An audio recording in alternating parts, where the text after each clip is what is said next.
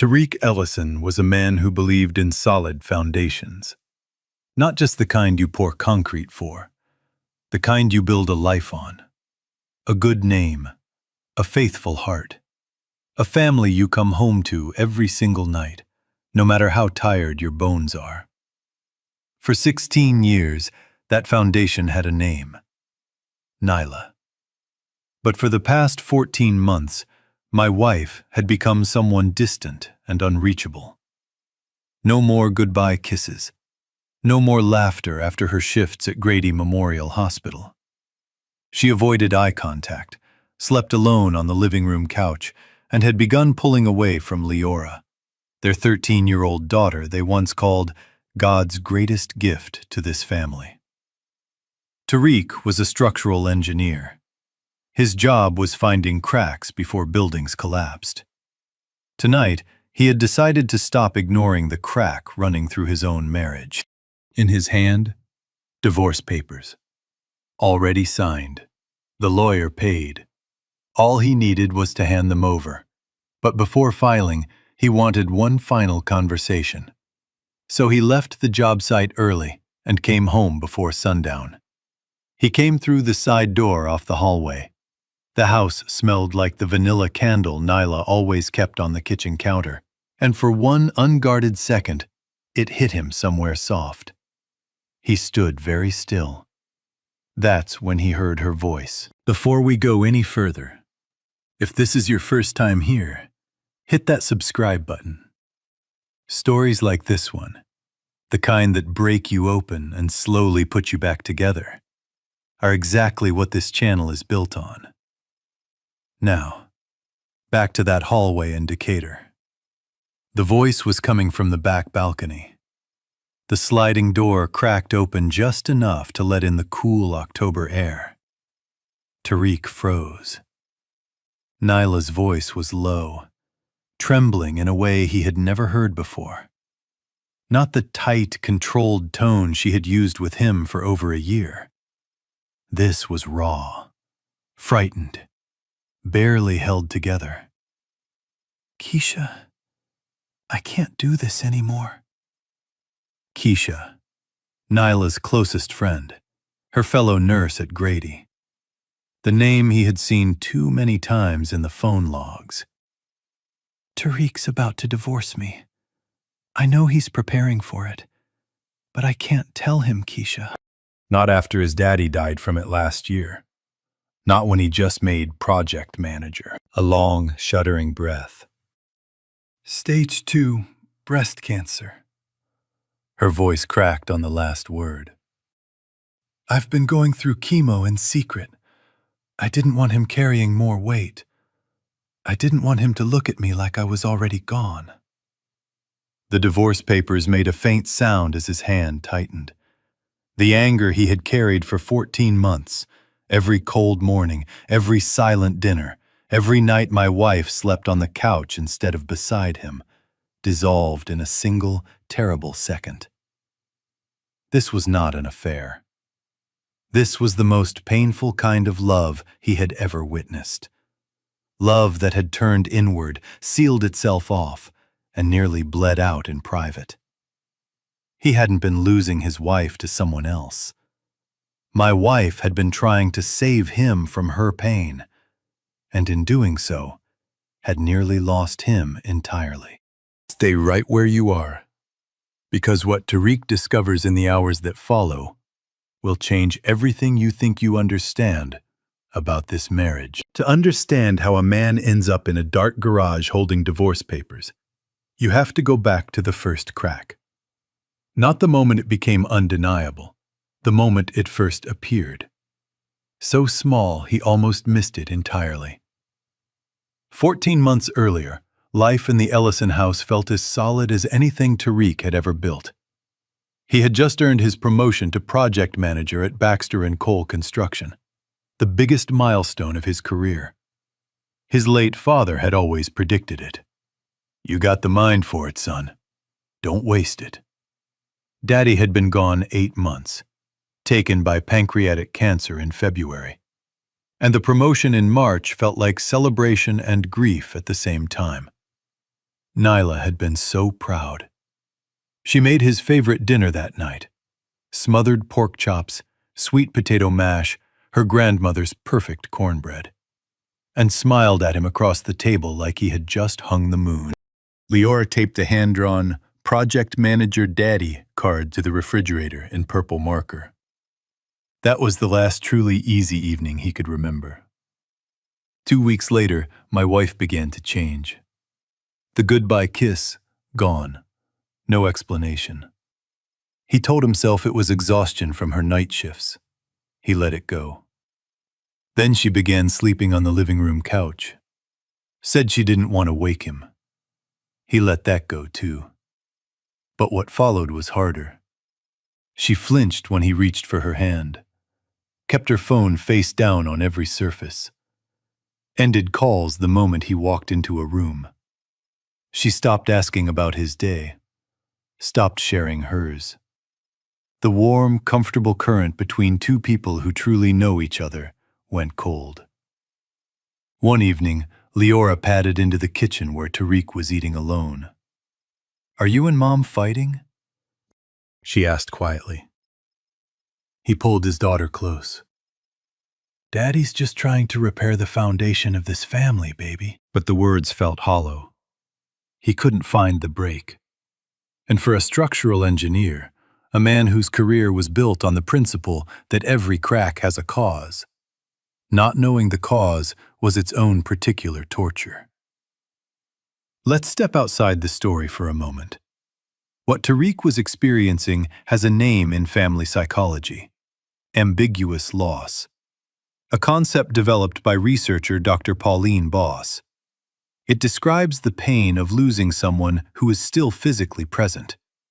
The person is right there, at the same table, under the same roof, but emotionally unreachable. What makes it so damaging is that it is nearly impossible to grieve. You cannot mourn someone standing in front of you. So instead, the partner left on the outside begins desperately searching for an explanation. And in the absence of real information, the mind manufactures one. For Tariq, that manufactured explanation was suspicion. He began tracking my wife's late-night calls to Keisha. Pulled up the phone bill one Saturday morning and scanned it with the patients he brought to reviewing blueprints. Keisha's number appeared constantly, but there were other numbers too, unfamiliar ones, appearing too regularly to be casual. He told himself it meant nothing. He told himself he trusted his wife. But suspicion, once it takes root, does not care what you tell yourself. This is where a second psychological pattern enters the story: the demand-withdraw cycle. One partner, sensing distance, begins to pursue, asking questions, looking for clues. The other, overwhelmed by what they are hiding, withdraws further. Each withdrawal triggers a harder push. Each push triggers a deeper retreat. What looks like a marriage falling apart is often two people caught in the same painful loop, each one's behavior producing exactly the reaction they fear most. Nyla's silence made Tariq more suspicious. His unease made her retreat deeper into her secret. Neither one knew they were in the loop. That is what makes it so quietly devastating. He began noticing things he had brushed past before. The nights she came home with swollen eyes and whispered, "Long shift." The new soft head wraps covering more than usual.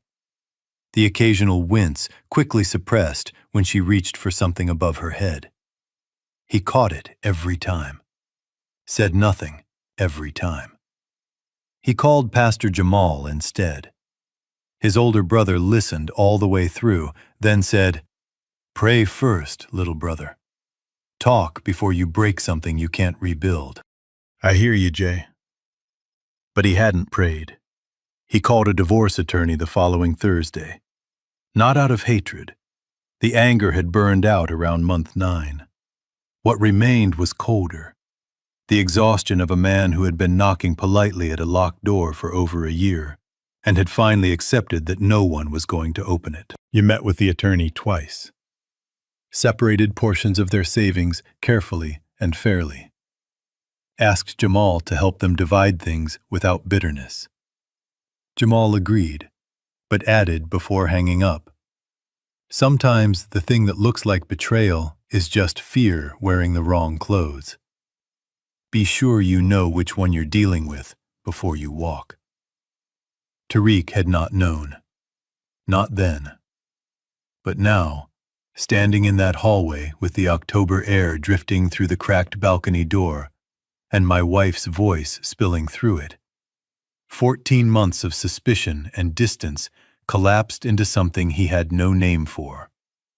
He backed away, returned to the garage, sat down on the concrete floor, put his face in both hands, and cried for the first time since the day they buried his father.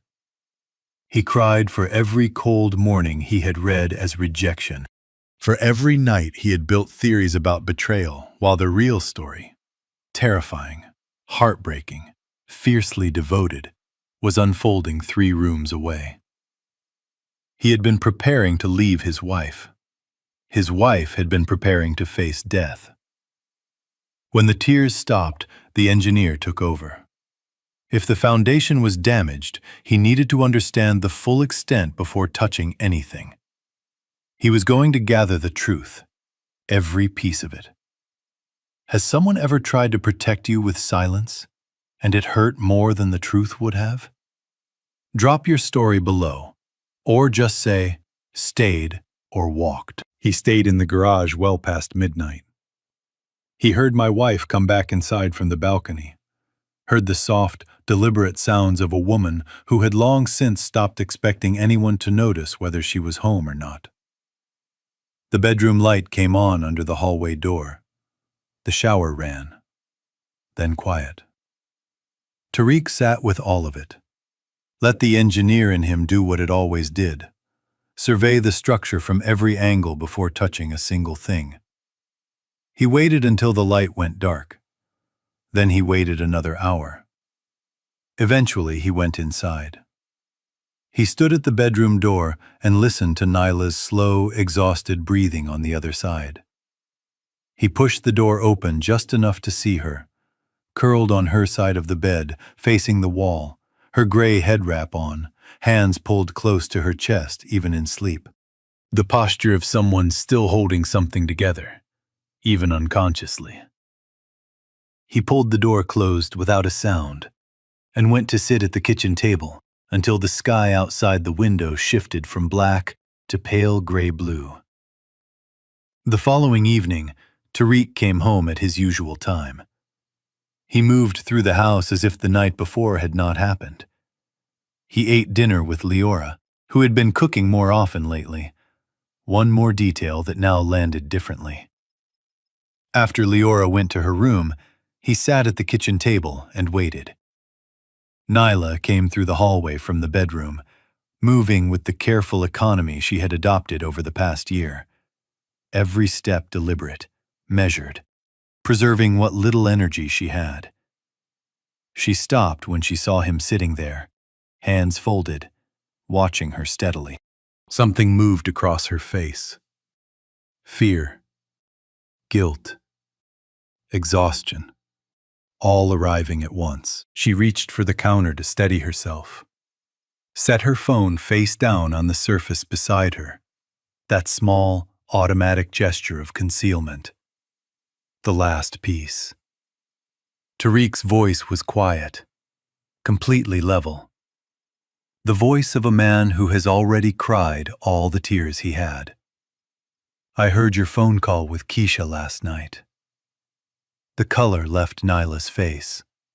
Her knees buckled. She caught the counter with both hands and stood there with her head bowed, her breath coming in short, shallow pulls. Then she folded, lowering herself into the kitchen chair across from him, the way a person sits down when the last piece of holding it together has finally given way. The tears came immediately.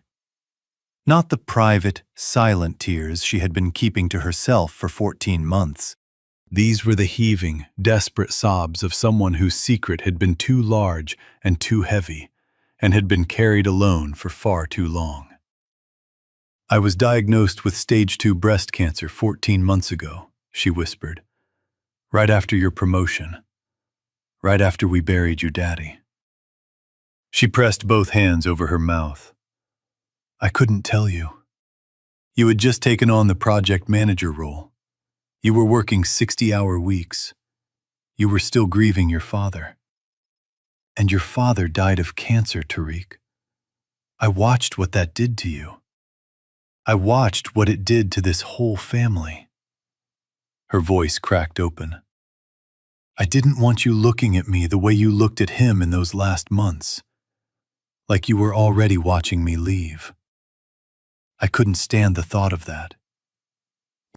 Let's step outside the story here for a moment, because what Nyla just described is one of the most well-documented and quietly devastating patterns in family psychology. It is called the protector trap. The protector trap occurs when a person who loves deeply convinces themselves that hiding pain is a form of protection, that suffering in private is the most loving thing they can do for the people they care about most. From the inside, the logic feels genuinely noble. It feels like sacrifice. But what research in family systems consistently shows is this: hidden suffering does not stay hidden. It changes the atmosphere of a home. It reshapes the way a person moves, speaks, makes eye contact, responds to physical closeness. It does not disappear into silence. It transforms into the very emotional damage the suffering person was working so hard to prevent. Distance, withdrawal, suspicion, grief. Nyla hid her illness because she loved Tariq with everything she had. And in doing so, she accidentally created the very conditions that nearly destroyed their marriage. This is not a character flaw. It is a deeply human response, especially in people who have already watched illness fracture a family once before. Nyla had seen the damage that fear and sickness could do to a marriage. That history had settled into her like a weight. And when her own diagnosis arrived, her first response was not rational. It was protective. It was ancient. It was, "If I become the one who is sick and fragile, I will lose him. So I will carry this alone." The tragedy is that Tariq's first instinct, when faced with her growing silence, was equally ancient, shaped by years of being the provider, the backbone, the one who holds everything together without showing the strain. He did not ask. He endured. He analyzed from a distance. Two people, two survival instincts, both rooted in love, both aimed in entirely different directions at protecting this family, and both of them working at the same time in the same house, nearly tore it apart. Tariq rose from his chair.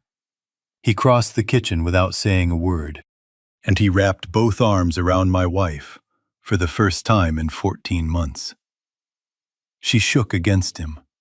Her hands gripped the back of his flannel shirt and held on. Neither of them spoke for a long time. When she finally steadied, he pulled back and looked at her directly. "Are you still in treatment?" "The last round of chemotherapy was 3 weeks ago," she said softly. "I'm waiting on the results." He nodded slowly. Then, "What else, Nyla? What else haven't you told me?" She looked down at her hands. "I sold Grandma's jewelry," she said, "to cover what the insurance didn't pay." A beat of silence. "Which pieces?" She didn't answer right away, and her silence was answer enough. "All of them." Those pieces had been the physical record of their life together, each one marking a year, a milestone, a moment of devotion made tangible. The anniversary earrings, the pearl set he had had reset in gold for their 10th, the charm bracelet with a new addition every single year. Every chapter of their marriage converted without his knowledge to pay for a battle he hadn't known she was fighting. His hands rested flat on the table, very still. The stillness of a man exercising enormous self-control. Then he picked up his phone and called Jamal. "Brother," he said, and his voice carried everything. "I need you to pray for my family." There was a pause. Then Jamal's voice, careful and low. "What happened?" "Nyla's been sick. Over a year. I didn't know." He exhaled slowly. "Nobody told me." Another pause, longer this time. "Tariq, I need to tell you something, and I need you to hear me before you react." "Say it." Mama D knew. The words landed with the weight of something that had been waiting a long time to fall. "She's known since the beginning. Nyla called her the night she got the diagnosis. She asked Mama D to help her keep it quiet, and Mama D agreed." The kitchen was completely silent. And here is where a third psychological principle steps into this story, one that is just as important as the others. Family therapists call it the family secret system.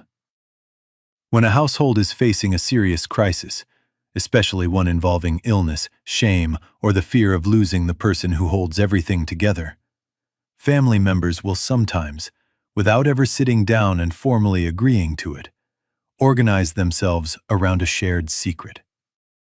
One person decides to protect the most vulnerable member of the system. Another person is brought in to help carry the weight. Then another. And slowly, quietly, without any single conversation in which everyone consents, the family assembles around a sealed silence. The people inside the circle believe they are doing something loving. They are, in their way, trying to.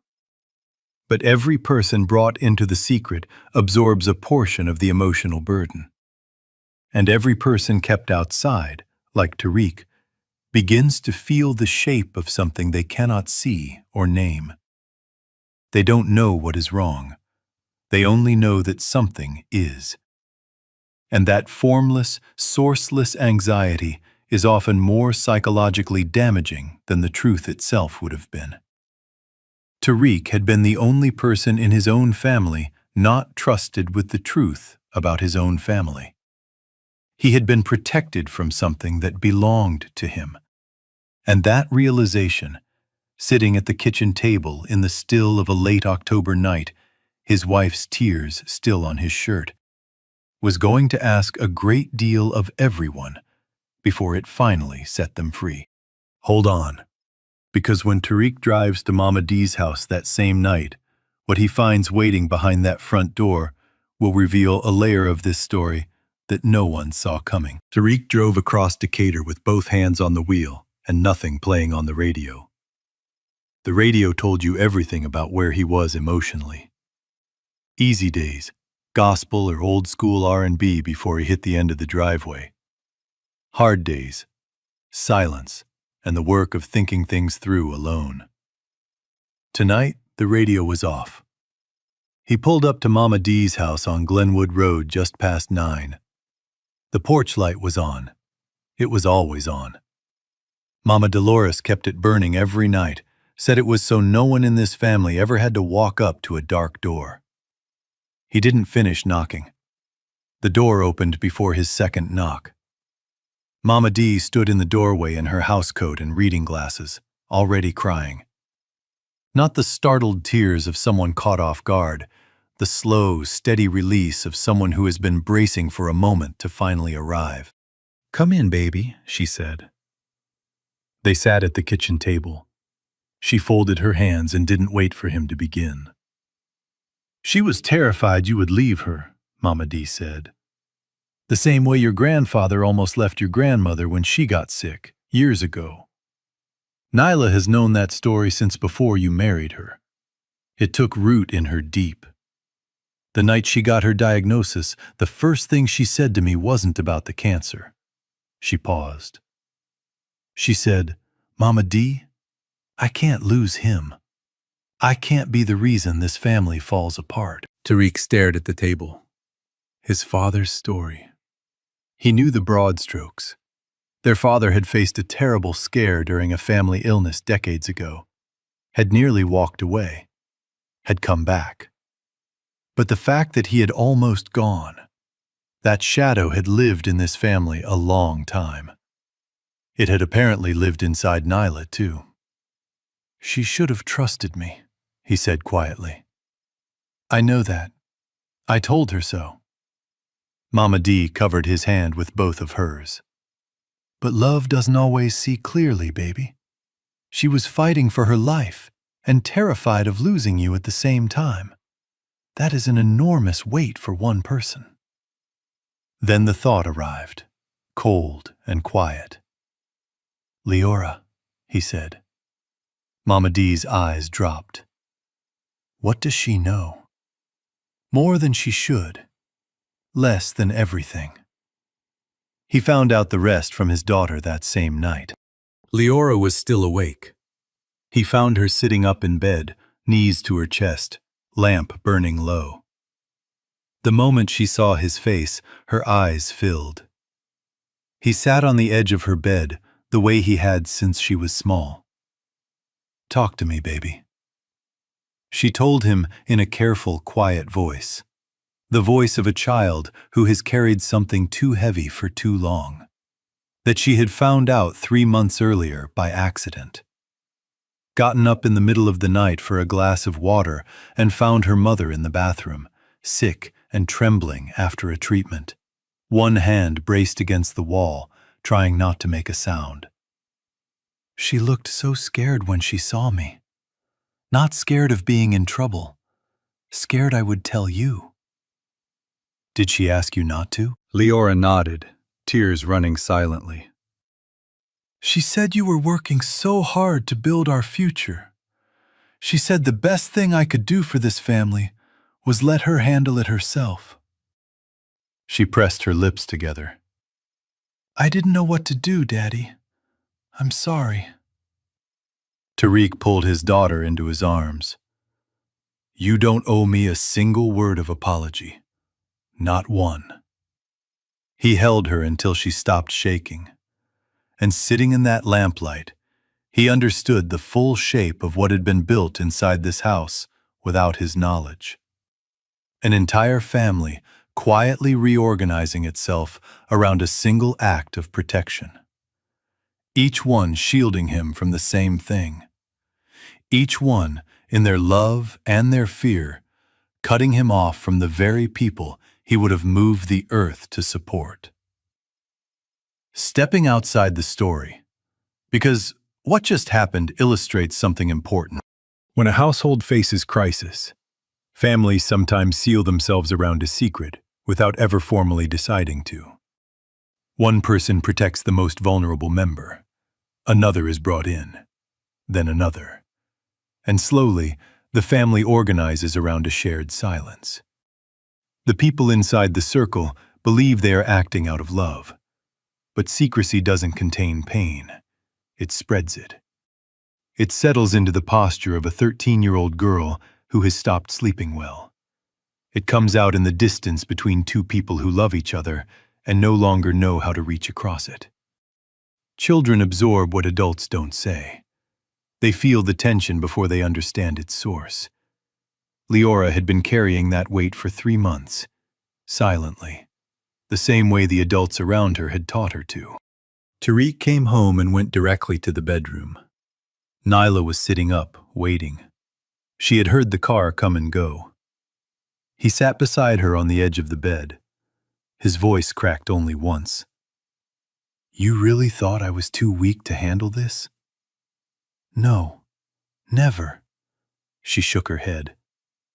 "I thought you were too good.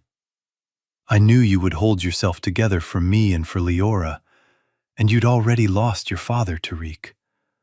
I thought I was protecting you." "You were protecting me from my own family." She had no answer for that, only tears. Then, slowly, with trembling hands and the specific shame of exposing the thing she had worked hardest to conceal, my wife reached up and removed her head wrap. Thinning patches where her full natural curls had been. Fragile new growth along her hairline. The quiet, undeniable evidence of a battle fought completely alone. "I felt so changed," she whispered. "I didn't want you seeing me broken." Tariq broke. He pulled her close and held her face in both hands and let his own tears fall. No composure, nothing held back. "You are still the most beautiful woman I have ever seen," he said. "Nothing about this changes that." Both of them wept. And in that shared, unguarded moment, two people releasing every last piece of armor at once, something sealed tight for 14 months finally cracked open. Here, one final psychological truth becomes clear. Silent strength syndrome. The deeply ingrained belief, especially in families shaped by generations of hardship, that showing vulnerability is the same as being weak. That a good partner endures privately. That the most loving thing you can do is suffer where no one can see you. Nyla hid her illness because she feared vulnerability would cost her the marriage. Tariq buried his pain because he believed a provider holds things together without showing strain. Both were operating from the same inherited script. Both suffering alone, for the same reason: love. What finally broke the pattern was not confrontation or ultimatums. It was one man in a dim bedroom watching his wife remove her head wrap, and refusing to be strong at the expense of being honest. "I've been scared for 14 months, he said quietly. "And I didn't know how to tell you." She leaned her forehead against his. "Me too," she whispered. Then Nyla's phone rang. She looked at the screen. Her hand went still. "It's Dr. Abrams." Tariq nodded. She answered on speaker. Both of them sat side by side on the edge of the bed and listened. The doctor's voice carried good news in its very first syllable. "Nyla, I'm calling with your results. The treatment was successful. Your scans are clear. You are in full remission." My wife folded forward, both hands over her face, shoulders heaving. Tariq wrapped both arms around her and held on with everything he had. After a long moment, she lifted her face to his chest and whispered, "I had a plan. If I made it through, I was going to ask you to renew our vows. Start over, the right way." He looked at her in the gray early morning light. "Then that," he said, "is exactly what we're going to do. Stay with us, because the healing this family builds in the months ahead will restore your faith in the kind of love that holds on quietly and never lets go." They talked through the rest of the night. Not the careful, guarded kind of talking they had been doing for over a year, the kind where every sentence is measured and delivered with one eye on the door. This was the other kind. The kind that happens when everything is already out in the open and there is nothing left to protect. Less like a conversation, more like two people excavating something together that had been buried for a very long time. Nyla told him about the day she found the lump, about sitting alone in her car in the Grady Memorial parking garage for a full hour after the biopsy results came back. The building she had worked in for 9 years, full of people she knew, and she had sat in that car completely alone because she didn't know yet how to carry what she had just been told. She told him she had called Keisha first, because Keisha was a nurse and would understand the clinical reality without falling apart. She had called Mama D second, because Mama D was the kind of woman who could absorb grief and still keep her hands steady. "Why not me?" Tariq asked. The question was not an accusation. It was genuinely searching, the way all the most important questions are. My wife looked at her hands for a moment before she answered. Because with Keisha and Mama D, I could fall apart and then put myself back together before they saw me the next morning, she said quietly. But with you, I was afraid that if I came apart in front of you, I would never be able to put myself back together. Because watching you carry that pain would hurt me more than the illness itself. And I know that doesn't make sense. It makes sense, he said. That doesn't mean it was right, but it makes sense. She nodded. He told her, in return, what the past 14 months had looked like from his side of the silence. He didn't spare her the details. He told her about the suspicion, about scanning the phone logs, about the attorney, about the divorce papers signed and sitting in the glove box of his truck. He watched her face as he spoke and let her feel the full weight of it. Not to punish her, because she deserved to know the cost of the silence, the same way he now deserved to know the full cost of hers. When he finished, she was quiet for a long moment. Then she said, very softly, "There were nights I almost filed for divorce myself." He looked at her. "I thought about releasing you," she said, "setting you free before you had to watch me get worse. I thought, he doesn't know the real reason for the distance. He's going to draw his own conclusions. And maybe the most merciful thing I can do is let him go before this gets harder." A pause.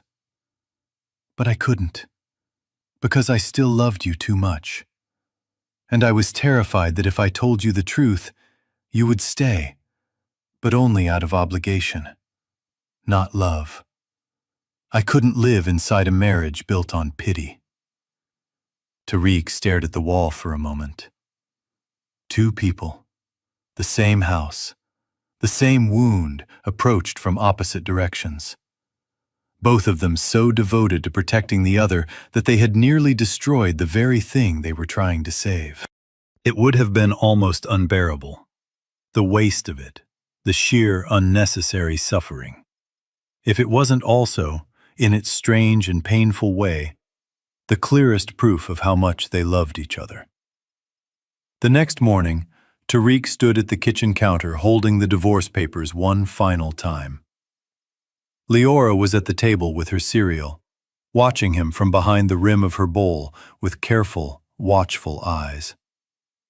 Nyla stood in the bedroom doorway in her robe, both hands wrapped around a mug of coffee, watching too. He held the papers up just long enough for both of them to see them clearly. Then he tore them in half. Then in half again. He kept tearing until the pieces were too small to tear anymore, and let them fall into the recycling bin under the sink. Leora was out of her chair before the last piece hit the bottom. She crossed the kitchen in 3 steps and threw her arms around both of her parents simultaneously. A 13-year-old who had been holding her breath for months, finally exhaling completely. And the 3 of them stood there in a pile of arms and tears and the smell of morning coffee, holding each other with the uncomplicated intensity of people who have just been reminded, sharply and clearly, that what they have is worth keeping. "Our family feels strong again," Leora said into the middle of it, muffled but perfectly clear. My wife laughed. A real laugh, full and unguarded, the first one Tariq had heard in over a year, and pressed her face into his shoulder. He held them both and looked up at the ceiling. Thank you, he thought. No particular address, just gratitude, offered to whatever had kept this family together long enough to get to this moment. A few days later, Tariq organized a gathering at New Hope Community Church in Decatur, where Pastor Jamal led a prayer service for healing and restoration. Standing before the congregation, most of whom had watched this family grow up in this building, Tariq spoke honestly for the first time about what the past 14 months had truly been.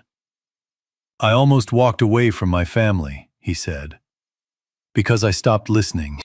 I was so focused on what I thought I was seeing that I stopped trying to understand what was actually happening. I built my whole career on finding the truth inside a structure before it fails. And I let the most important structure in my life crack for 14 months without asking the right questions. He paused. From now on, we carry burdens together. No more suffering alone. No more protecting each other with silence. Nyla sat in the front pew, tears running freely down her face. Leora sat pressed against her mother's arm, watching her father at the microphone with an expression of fierce, uncomplicated pride. Mama D was at the end of the row in her Good Sunday hat, working through her second handkerchief.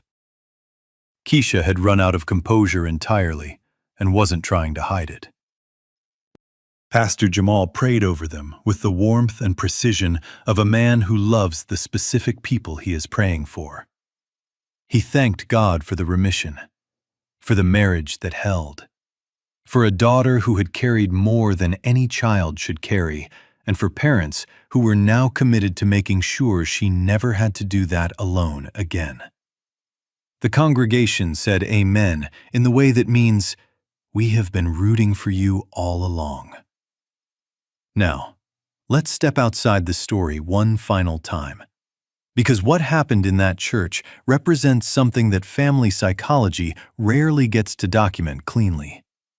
A family moving from crisis into genuine restoration. The shift began when shame was replaced by shared responsibility. Not blame, shared responsibility. There is a meaningful difference. Blame looks backward and assigns fault. Shared responsibility looks forward and asks, how do we carry this together from here? What Tariq modeled in that church, publicly acknowledging his own role in the silence, his own failure to press past assumption into honest conversation, was the exact act that gave Nyla permission to do the same. And what she did, by finally allowing herself to be fully seen, gave their daughter permission to put down the weight she had been secretly carrying for months. Healing, in families, is almost never a single moment. It is a series of choices made over time to keep choosing honesty over the comfort of distance. What this family did in that church was not the end of the work. It was the beginning of the willingness to do it. Healing, it turns out, does not look like a moment. It looks like a season. It looks like a Sunday dinner that is actually warm again. Like a phone call that doesn't end when someone walks into the room. Like a woman who comes through the front door at 7 in the evening instead of long past midnight, too hollowed out to speak. Like a man who comes to bed instead of lying awake in the dark, doing quiet math on everything that's broken. It looks like small things returned. Over the weeks that followed, Tariq sold a portion of his company shares, carefully, without drama, the way he did everything, and used the proceeds to clear Nyla's full treatment debt. He never brought it up at the dinner table, never made her feel small about it. He simply handled it and moved on, the way a man handles things he considers his responsibility. He also worked with the administration at Grady Memorial to arrange a transfer to daytime nursing shifts for my wife. She resisted at first. She had been on nights for so long that the routine had become its own kind of shelter. But Tariq made the case over 2 evenings of quiet conversation. Not with pressure, with honesty. "I want you home for dinner," he said simply. "I want Leora to have her mother at the table. That's all I'm asking." She agreed. The first evening, Nyla walked through the front door at 7 and sat down at the table with her husband and her daughter. Actual family dinner, not a covered plate left in the oven. Leora looked at the 3 of them and said with the direct sincerity only a 13-year-old can deliver without self-consciousness, "This is better." It was. Together, Tariq and Naila began marriage counseling sessions with Pastor Jamal. Not because the marriage was still in crisis, it wasn't, but because they had both learned, at considerable cost, that love is not self-maintaining. It requires tending. It requires the willingness to speak honestly, even when honesty is uncomfortable, even when silence feels like the kinder option. What Jamal offered them, session by session, was not a list of rules. It was a language, a way of saying, I'm scared, and I'm overwhelmed, and I need you, without those words feeling like failure. For two people raised to absorb difficulty without showing it, Tariq in the tradition of the provider, Naila in the tradition of the caregiver who gives and gives without asking for anything in return. Learning to receive turned out to be the hardest and most important work of all. They invited Keisha and Mama D back to weekly family dinners. Those gatherings were awkward at first. There were conversations that required courage to begin. But they began them anyway. And slowly, carefully, difficult conversations became opportunities for repair rather than blame. The table got louder.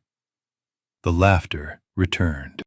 Leora started doing her homework in the kitchen again, the way she had when she was small, just to be near people. Stepping outside the story one final time, because this phase of the Ellisons' journey illustrates one of the most consistently documented principles in family psychology. True forgiveness is not the erasure of pain. It is not pretending the wound never existed. It is not performing cheerfulness over the top of unprocessed hurt. True forgiveness, the kind that actually holds, is the decision to rebuild trust while fully acknowledging the damage. To say, this happened, it cost us something real, and I am choosing to move forward with you anyway. Couples who survive serious crises do so not because the pain disappears or the fear stops feeling real.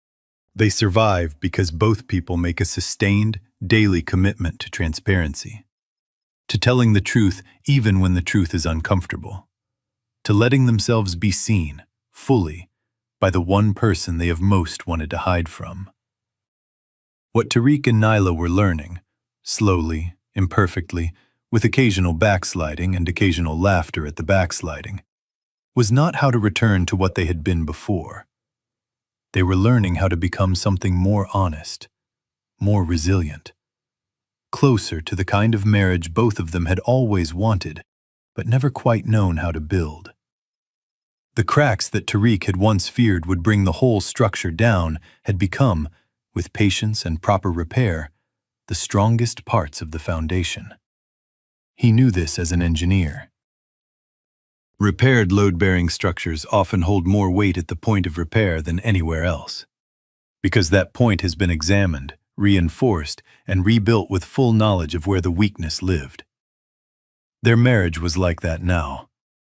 6 months after that night in the garage, on a warm Saturday evening in late April, when the dogwoods along the back fence were at their finest, Tariq and Naila Ellison stood in the backyard of their home in Decatur and renewed their vows. It was a small, unhurried ceremony. The people who mattered most. Pastor Jamal presided, his voice carrying the particular warmth of a man officiating something he genuinely believes in. Mama D had been at the house since morning, arranging flowers and supervising the food with the quiet authority of a woman who considers the hosting of important occasions a form of prayer. Keisha had arrived early and already cried twice before the ceremony began and showed no signs of stopping. Leora stood beside her mother in a yellow dress she had chosen herself, holding the rings with the careful solemnity of someone who understood exactly what they represented, not just today, but all the days it had cost to get here. The evening light came in golden and low, the way April light in Georgia sometimes does, making everything look like a memory even while it is still happening. Tariq held my wife's hands under that golden light. Her curls were growing back now, healthy and full, catching the warmth of the evening sun. He looked at her for a long moment before he spoke. "I used to think you had stopped loving me," he said. His voice was steady, but his eyes were bright. "Now I understand that you loved me so completely that you were willing to carry all of it alone. The fear, the treatments, the cost, all of it, just to keep me standing." I am asking you, right here, in front of everyone who has ever loved us, to never do that again. Whatever comes next, we carry it together. That is the only foundation I want. Nyla smiled at him through her tears. She had been crying since he started speaking, and she had no intention of stopping. "Thank you for listening," she whispered. "And thank you for staying." Leora cheered loud enough for the whole neighborhood. Mama D started the amen before Jamal even finished the blessing. Keisha had found the handkerchief she'd borrowed from Mama D at the church service months earlier and was putting it to use again. The cancer was gone. The marriage had survived. The cracks that had once seemed impossible to repair had become, in every way that mattered, part of a stronger and more honest foundation than the one they had started with. But just when life had settled into something warm and whole, when the dinners were loud and the couch was only for sitting, not sleeping, and my wife had taken to leaving a second cup of coffee on the counter every morning because she knew he'd be up before her. Tariq's phone buzzed late one evening. He was sitting on the living room couch, Nyla's head resting on his shoulder, the television on low. She was almost asleep. It had been a long, ordinary, good day, the kind he had stopped believing was possible somewhere around month 4 of the silence, and had spent the last several months quietly learning to receive again. He glanced at the screen. Unknown number. A text message. "Tariq, you still don't know the full truth about those 14 months. It wasn't only Nyla's illness. There's a bigger secret your family has been hiding." He read it once, then again. He set the phone down slowly on the cushion beside him. My wife stirred slightly at the change in his posture. She lifted her head and looked at him, and found him looking back at her with an expression she had not seen on his face in months. Calm, still, reading. "What is it?" she asked softly. He held her gaze for a moment. Then he picked up the phone and let her read it. She read it. Her face was still. Her hand, resting in his, tightened slightly. Her smile, when it returned, arrived just a half-second too late. Tariq turned off the phone screen. He did not set it down.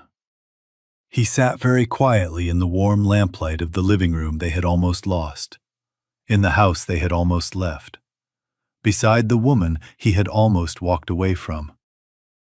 And he thought about foundations, about what holds, about the difference between a crack that has been properly repaired and one that has simply been covered over.